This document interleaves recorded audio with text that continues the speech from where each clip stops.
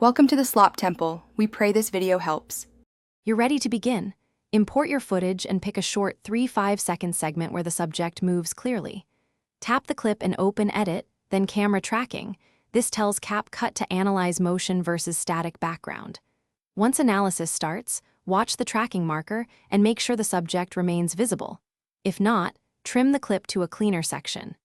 This first step establishes the tracking anchor that every follow-up adjustment will rely on. So start with a focused, well-framed sample. Continue by choosing the appropriate tracking type.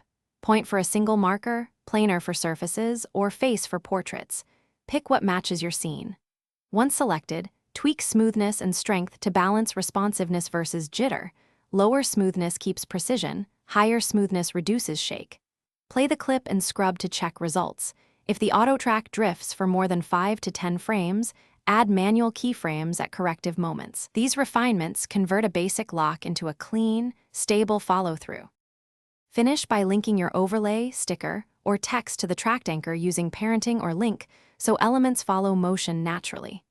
Once linked, play the full sequence and export a short 1080p test to verify alignment across the entire clip.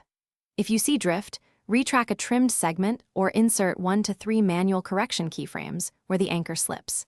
A key troubleshooting tip: when auto-tracking fails repeatedly, switch tracking type or trim to a cleaner portion before rerunning an. Thanks for watching. Consider subscribing if we helped you.